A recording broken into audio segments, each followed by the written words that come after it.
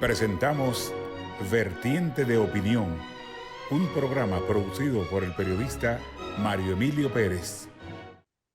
Saludos amigos de Vertiente de Opinión.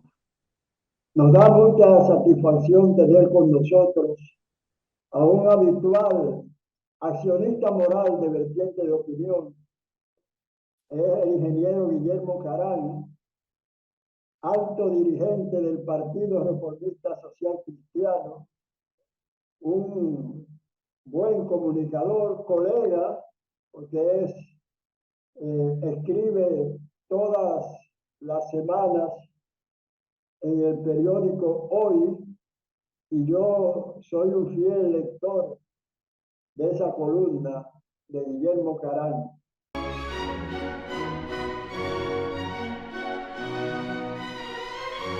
Guillermo, indudablemente que ya con respecto a ti y a Ramón Rogelio Genao, muchos dirigentes reformistas consideran que ustedes deberían renunciar ambos del partido porque han apoyado sobre todo candidatos presidenciales y partidos que no son el que ustedes forman parte.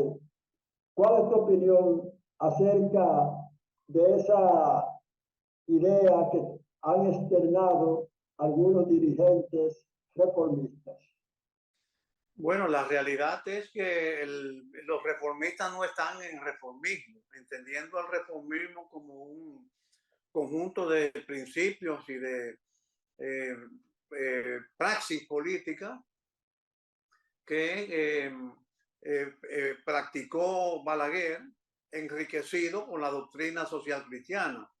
Yo creo que el reformismo hace tiempo, los dirigentes reformistas hace tiempo perdieron la fe en el reformismo como doctrina, como ideología, como corriente política, y están más preocupados en la preservación de su posicionamiento en cualquiera de los partidos mayoritarios que están en el escenario político. Fíjate que en la reciente encuesta PEN prácticamente no se menciona ni un reformista como entre las personas que se analizan su favorabilidad y desfavorabilidad, y el porcentaje que le da la encuesta de simpatía al partido es de apenas 0,2%, menos del 1%.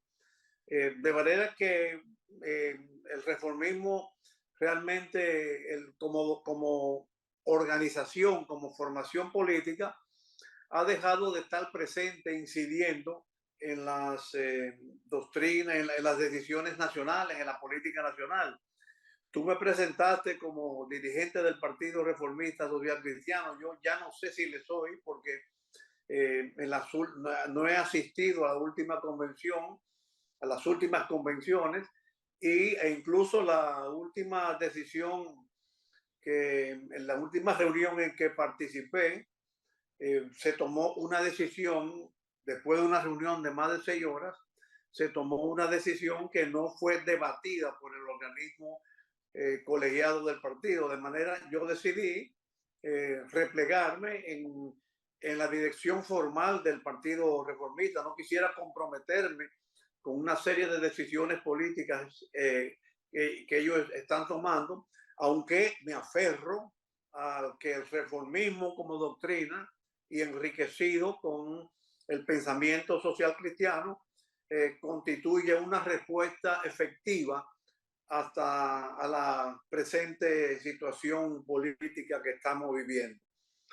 Pero tú fíjate que los candidatos que se mencionaron, que se analizaron en la encuesta, no hay ninguno reformista. Y entre los líderes que se evaluaron su favorabilidad o no favorabilidad, tampoco, ni siquiera hay un dirigente reformista, cuando se incluyeron otros dirigentes que, qué sé yo, en el futuro podrán ser determinantes para la suerte nacional, pero que en el presente no lo son. De manera que yo lamento, me duele mucho que el Partido Reformista haya llegado al nivel que se encuentra ahora. Desgraciadamente, en mis condiciones, a mi edad, ya la capacidad de forcejeo, de lucha con mis compañeros de partido se agota, y prefiero dirigir mis energías hacia los que no son, a los que no comparten los pensamientos o el pensamiento sociopolítico económico que tengo.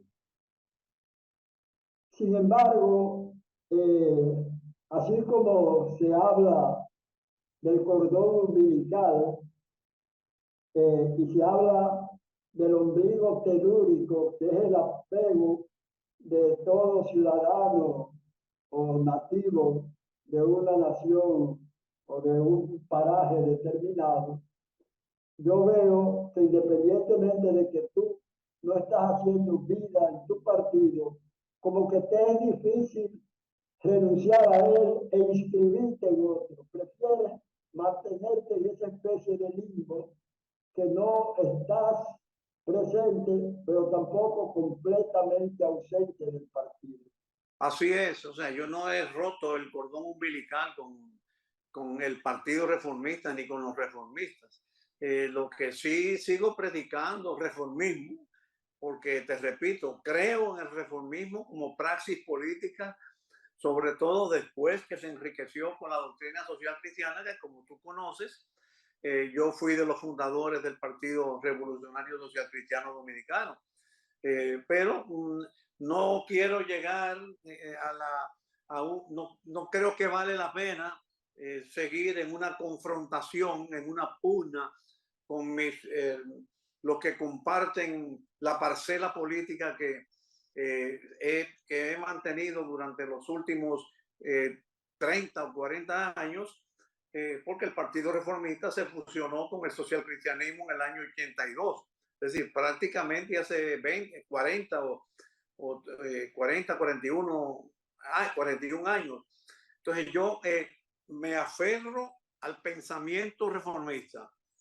No rompo el cordón umbilical porque, bueno, los milagros existen y puede suceder un milagro que los reformistas se den cuenta que hasta ahora no han actuado políticamente en forma correcta y que puedan recapacitar, que hagan un acto de contrición, como se hace en las confesiones de la Iglesia Católica, y que rectifiquen su comportamiento y que se aferren al pensamiento reformista y que lo prediquen y que lo postulen. Tú no oyes en el verbo, en los discursos de los dirigentes principales del partido, ese aferramiento a las características básicas del Partido Reformista, al ahorro interno, al invertir con recursos propios, al no endeudamiento, a preservar el medio ambiente, a fomentar la economía sobre la base de una iniciativa privada fuerte y enérgica. No, simplemente sus planteamientos son de corte coyuntural que puede darlo cualquier otro partido que carente de ideologías. Fíjate, yo tuve una buena relación con el doctor Mario Rivittini, que fue dirigente del Partido Reformista Social Cristiano. Y él, todavía en la etapa final de su existencia, mantenía la tesis de que si el doctor Balaguer no designaba a un sucesor, el Partido Reformista, con su desaparición física ya por la edad de Balaguer, se desintegraría. La pregunta es, ¿tú crees que ese hecho de que Balaguer no designara sustituto contribuyó al deterioro progresivo de la organización? Sí, mira, yo que Mario fue un visionario del pensamiento social cristiano. Mario incluso llegó a proponer estrategias desde que mataron a Trujillo. estrategias muy riesgosas, pero estrategias agresivas, valientes, porque eso tenía la tesis de que como él mismo había militado en el Partido Dominicano, así como él, que había abrazado la doctrina social cristiana, ese arsenal, ese caudal de votos del Partido Dominicano pudiera haber enriquecido al Partido Social Cristiano. Incluso esa tesis la sostuvo en organismos del partido y Mario ganó la primera convención que se hizo en el Partido Reformista y que precisamente no se reconocieron sus resultados porque el fervor antibalaguerista y antitrujillista de aquellos tiempos quiso que se encarnara en un candidato como Alfonso Moreno Martínez, una líder como Alfonso Moreno Martínez, que sí había sido un combatiente contra el trujillismo. Pero si tú comparas la suerte de los demás partidos, la realidad es que no está avalada esa posición, porque al fin y al cabo, en términos de los partidos, por ejemplo, Peña Gómez, en cierta forma, escogió a Hipólito Mejía como líder segundo, le dio el apoyo.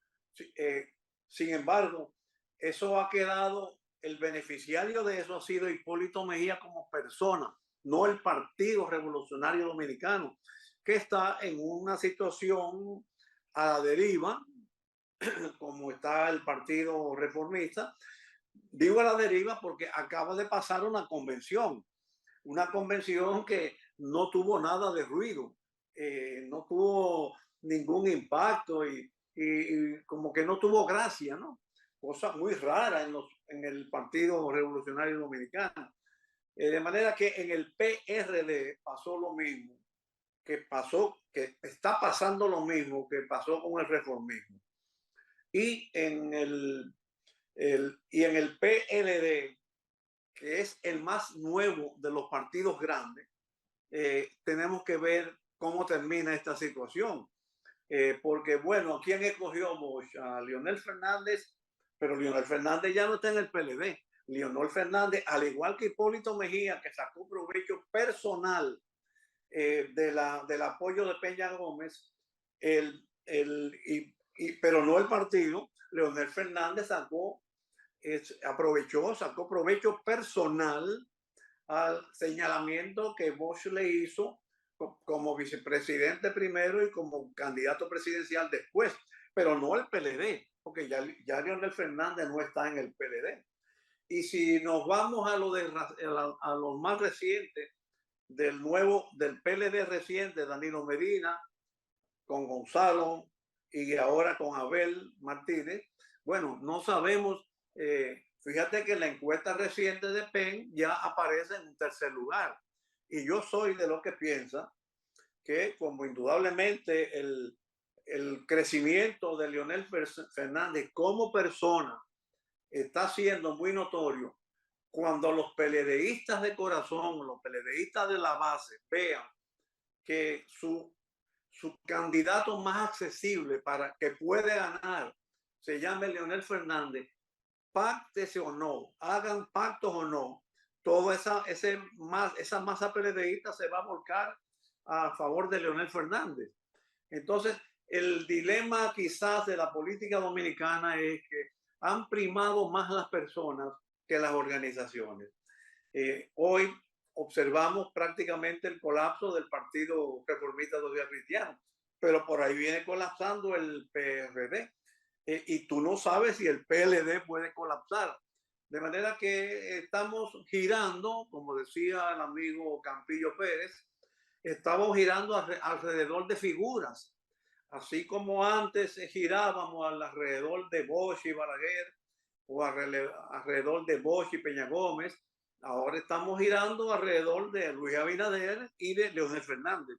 Y esa es el designio de la política dominicana, precisamente por la debilidad organizacional que tiene nuestra sociedad, que no es un defecto único de los partidos políticos, sino es un defecto que contamina a muchas otras instancias de la sociedad, que importan más los líderes que las organizaciones mismas. Siempre se ha dicho en los últimos tiempos que las personas, los ciudadanos dominicanos, están cada vez más desconcertados por un lado y disgustados por otro con las organizaciones políticas y sus líderes.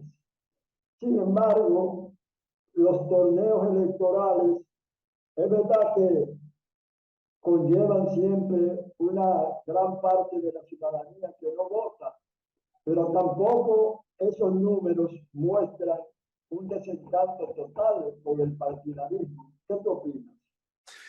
Fíjate, tú recuerdas que Toñito Saglul hablaba en sus artículos de psiquiatría y cuando examinaba la psicología social, la psicología del pueblo dominicano, él decía que el dominicano tenía como ese temor del gancho, la cultura del gancho, que también era un poco ambivalente, que se quejaba de una cosa, pero eh, endosaba esa cosa.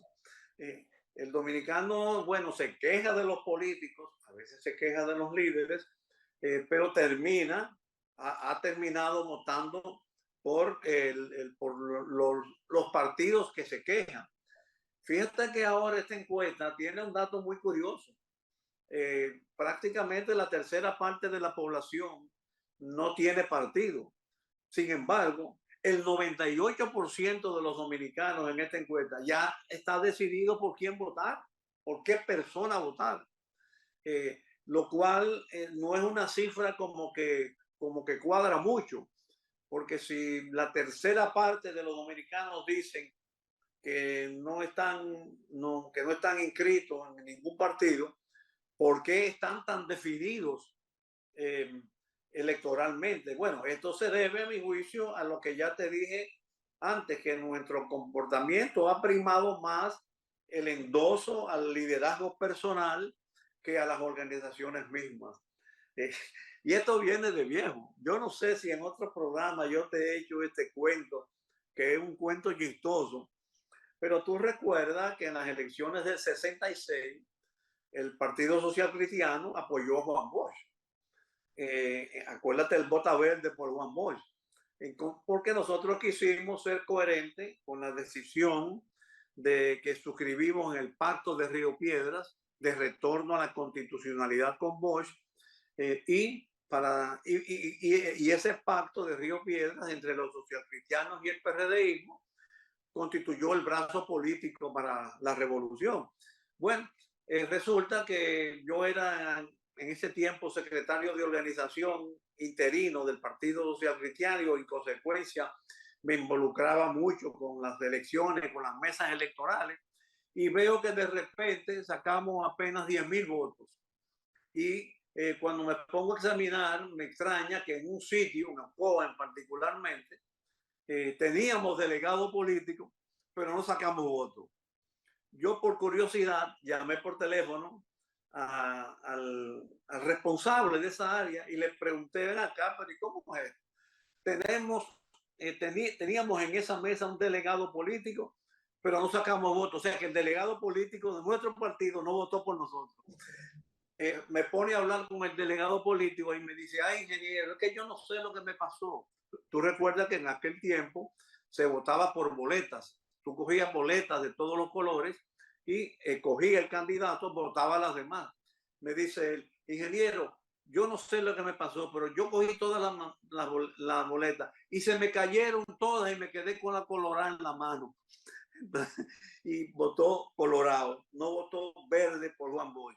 Entonces, esa es un poco la psicología del dominicano, que se queja, que se dice una cosa, pero a la hora del norte, del none, vota o hace otra cosa.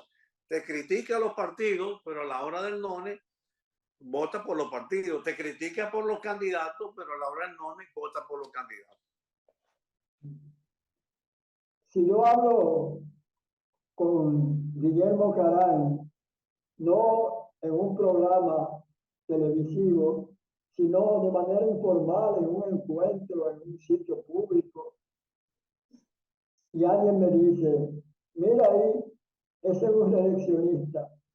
Yo no me voy a ofender ni me voy a disgustar, porque tú, que fuiste, como es natural, seguidor de Joaquín Balaguer, lo apoyaste en más de una de sus reelecciones. La pregunta es, ¿todavía el presidente Luis Abinader no ha dicho que se va a repostular? Pero en caso de que lo hiciera, dos preguntas. ¿Tú lo apoyarías? Y por otro lado, ¿crees que ganaría, aunque los números no le dan de las encuestas reputadas un triunfo en primera vuelta? El caso de Luis Abinader, que es un hombre todavía joven, que, que incluso a veces pienso que lo apoyé y lo volveré a apoyar. A veces pienso que, aunque no comparto su gobierno, su gestión gubernamental, pero lo volveré a apoyar. Y pienso que parte de los errores que a mi juicio está cometiendo en la política, en la conducción del Estado, es porque no tenía experiencia. Pero ahora que, que, que va a tener experiencia, yo creo que tendrá un nuevo aire y nuevos esquemas de gobierno. Y no me explico cómo se puede pensar en no considerar ese recurso humano tan valioso para la sociedad dominicana. Yo sigo siendo reeleccionista por principio. Mira el compatriota Valdés Alviso, lo que acaba de decir Hipólito Mejía, que cometió un error de no ratificarlo cuando fue gobierno. ¿Cuántos años tiene Héctor Valdés en la gobernación? ¿Y en qué medida ha contribuido a la estabilidad macroeconómica de la nación antes y ahora? Entonces, eh, echar por la borda la experiencia es una torpeza, es un error muy grande. En el caso particular de Luis Abinader, sí, lo volveré a apoyar. Creo que tiene ahora una nueva oportunidad para hacer un gobierno que yo creo, bueno, en mi opinión personal, por supuesto, debe ajustarse más a las exigencias de la sociedad dominicana. Fíjate que los gobernantes cambian. Por ejemplo, nosotros mismos en República Dominicana, con el caso de Joaquín Balaguer, Joaquín Balaguer no fue el mismo en los 12 años que en los 10 años. Y aún dentro de los 12 años, no fue el mismo en los primeros 6 años y en los segundos 6 años. ¿Por qué? Porque el ejercicio de gobierno también implica una serie de mecanismos de evaluación, de reconsideración. Bueno, estoy haciendo esto bien, lo voy a mejorar, y más ahora que estamos en el predominio de las encuestas.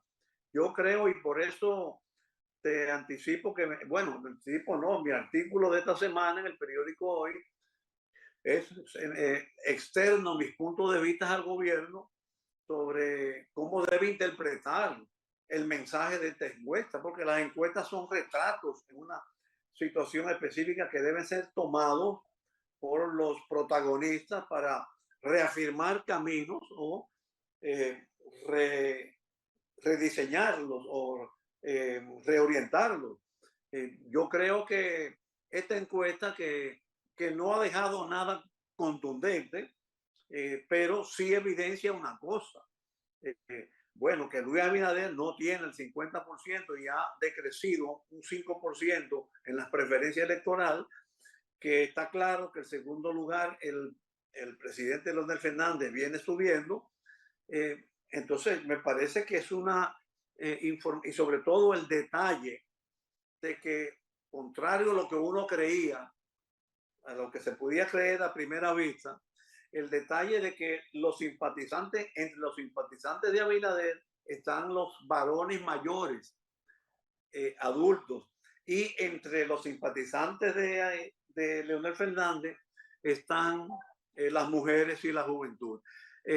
Y en eso se repite las elecciones del 66, que Balaguer fue visto como un abuelito en contra de las elecciones del 96, del 86, cuando compitió contra Jacobo Magluta, que bueno, los jóvenes votaron por Balaguer como si fuera el abuelito, no en cuando Jacobo Magluta representaba más juventud.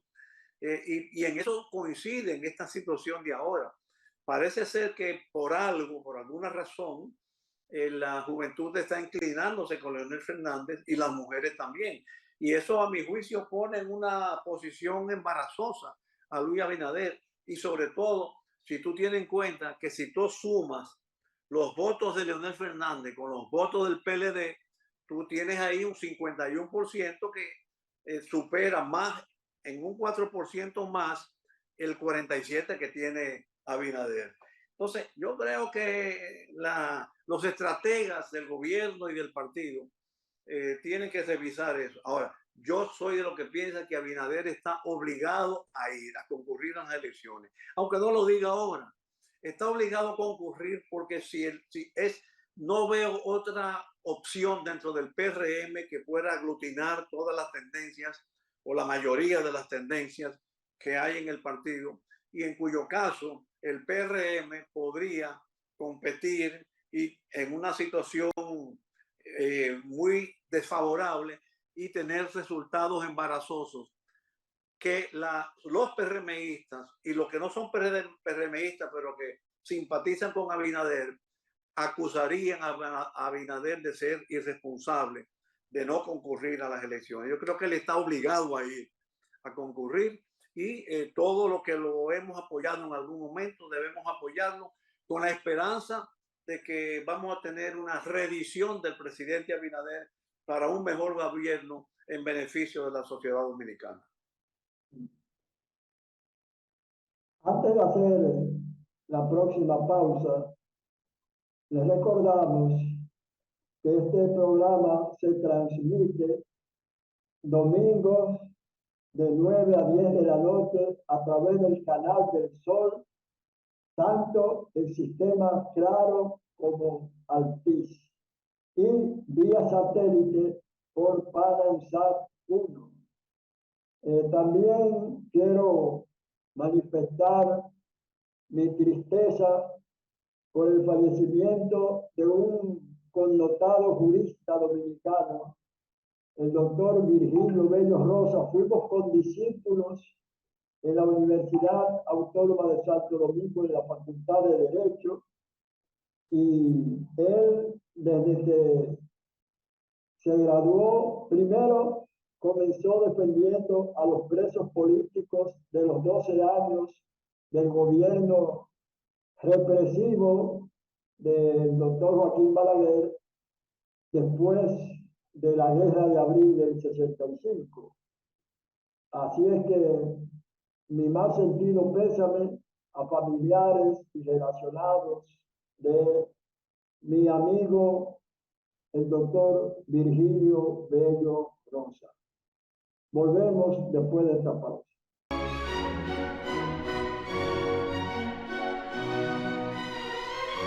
Continuamos este interesante diálogo con un habitual de este programa, que lo es el ingeniero Guillermo Carán, del Partido Reformista Social Cristiano, un avezado comunicador.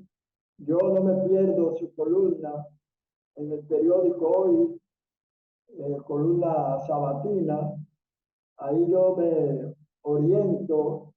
Es un buen analista político y tiene algo bueno, y es que aparte de su talento, es imparcial en sus análisis, no se inclina para ningún lado. Y a propósito, Guillermo, tú has visto que tanto el presidente Gabriel Boric en Chile como el presidente Gustavo Petro en Colombia han tenido algunos problemas, porque indudablemente en el caso de Boric, 2 veces ha intentado modificar la constitución chilena, que tiene todavía vestigios de la dictadura pinochetista.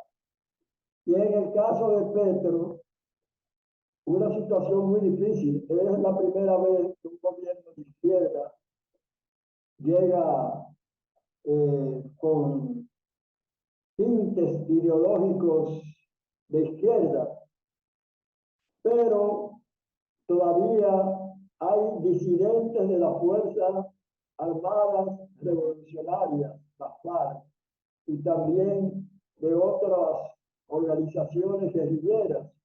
Y la paz se dificulta porque a veces hay combates o ataques de las guerrillas a las Fuerzas Armadas, y mientras tanto Petro está en medio de esa situación. O sea, hasta ahora yo mismo me sorprendo porque muestra calma en sus pronunciamientos frente a una situación tan compleja y peligrosa. Tu opinión. Bueno, en primer lugar quisiera unirme también a expresar mis condolencias por el fallecimiento de Virgilio Bello Rosa. A pesar de que siempre estuvimos en parcelas diferentes, inicialmente un poco armónicas, porque entre el Partido Revolucionario Dominicano y el Partido Revolucionario Social Cristiano durante los años 60, en la primera parte, hubo mucha coincidencia, pero después se agudizaron las contradicciones y comenzaron las confrontaciones. Y luego, en lo que yo me hice reformista con la fusión con el Partido Social Cristiano, ahí se aumentaron aún más. Pero aún así, tuvimos tantos vínculos personales que llegó a ser mi abogado en una causa importante que yo tuve por una exageración, un exceso de una persona que no viene al caso, que me sometió a los tribunales de la República después de mi desempeño en el Banco Central. Y lo escogí como mi abogado y gracias a Dios salimos airosos, gracias a Dios y a él salimos airosos de esa causa. Mira, yo creo que lamentablemente a veces los pueblos se dejan llevar por los impulsos y las emociones. Los casos que tú me has citado son, en cierta forma, son distintas porque la experiencia de Petro no es comparable con la experiencia de Boric. Yo creo que en el caso de Chile, la emotividad y los impulsos emocionales primaron en la escogencia del candidato presidencial. Y además se confundió. Fíjate que los movimientos sociales importantes como que contagian mientras están en la oposición, pero como que no hacen gobierno sostenible. Te puedo poner un ejemplo muy distante. El caso de la primavera árabe, que fue un impulso y uno creyó que íbamos a tener una revolución tremenda en el mundo árabe, en el mundo islámico, en la relación Oriente y Occidente. Y sin embargo, sus gobiernos, ninguno fue sostenible, ninguno fue impactante. Al poco tiempo comenzaron los problemas, etc. En el caso de Boric, se aplica eso. Bueno, con todas las protestas que hubo en Chile con relación a la situación fiscal, a las amenazas a la seguridad social, él encarnó un movimiento de protesta. Pero una cosa es encarnar un movimiento de protesta y otra cosa es gobernar. Como se dice popularmente, no es lo mismo ver el toro dentro del ruedo que en la barrera.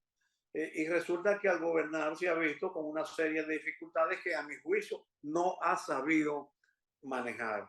Él a veces lo veo y pienso que todavía no se ha dado cuenta que él es presidente de Chile y actúa como si fuera encarnando aquel movimiento de protesta que tanto repercutió en la sociedad chilena.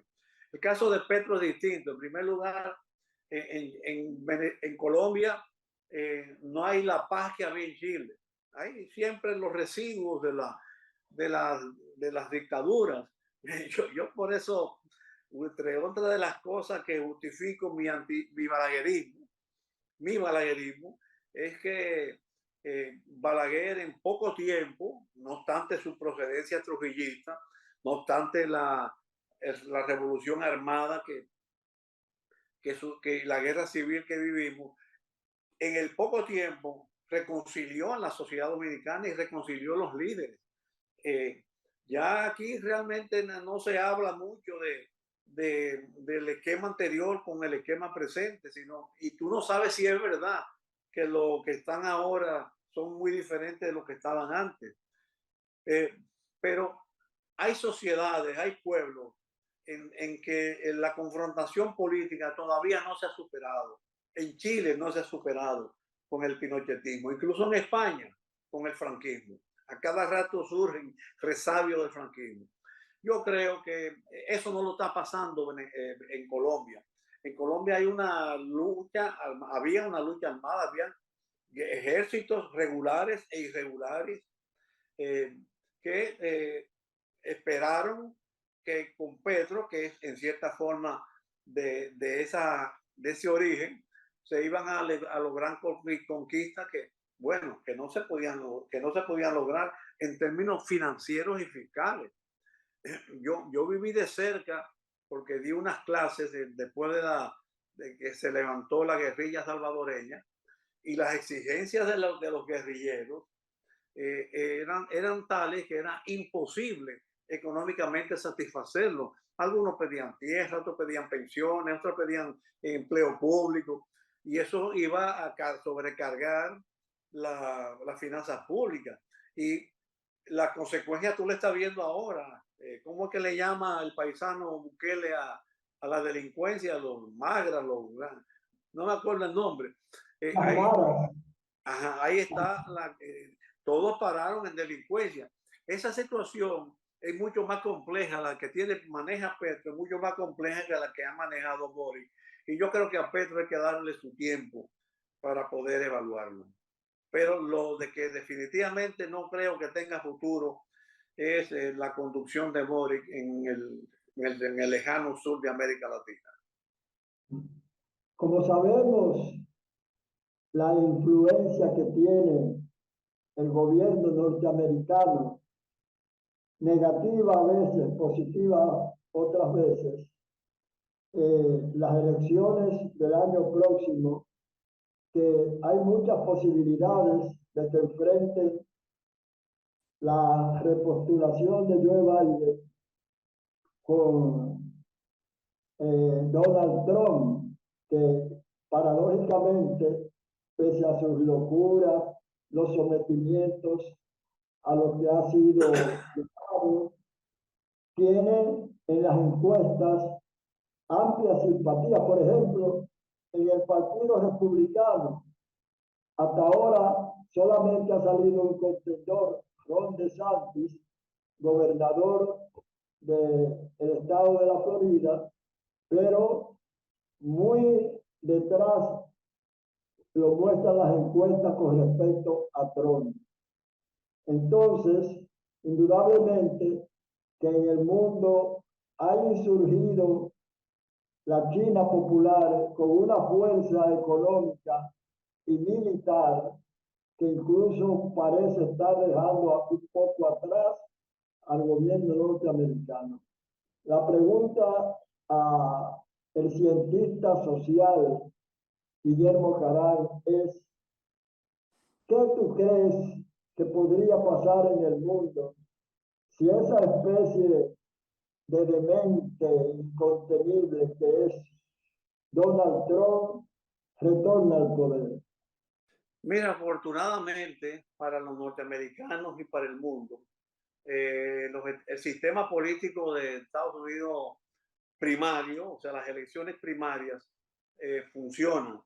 Y yo creo que, bueno, aunque él esté envalentonado y que quiera ser candidato, pero si las primarias no le dan la señal, lo más probable es que él termine apoyando a otro candidato que todo indica que puede ser el gobernador de la Florida, que implicaría una cara fresca.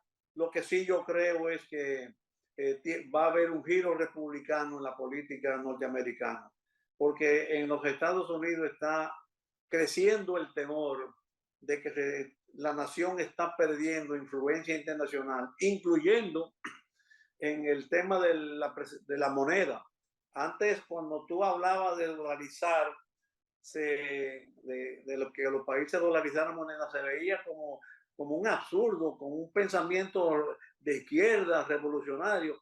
Ahora no, ahora como que está llegando muy suavemente y además hay bloques económicos que se están formando muy serios, muy fuertes, que pueden constituir una, que pueden gravitar enormemente sobre la economía y sobre la suerte de la democracia, de la política norteamericana. Y ya en los escasos minutos, 3 o 2 minutos que nos quedan, ¿qué puede uno pensar frente a los tiroteos constantes, los genocidios que se presentan con frecuencia en los Estados Unidos? Un país totalmente armado. Por eso es que muchos temen que sea encarcelado Donald Trump, porque como hay dos partidos fuertes, armados, casi todos los ciudadanos, una guerra civil sería desastrosa. Sí, bueno, yo eso no lo veo mucho en el horizonte, una guerra civil. Yo creo que en eso los norteamericanos han aprendido de la historia. Y te repito, yo confío en los mecanismos políticos para contener cualquier exceso de la política republicana, que es el sector político que lo veo como ganador, porque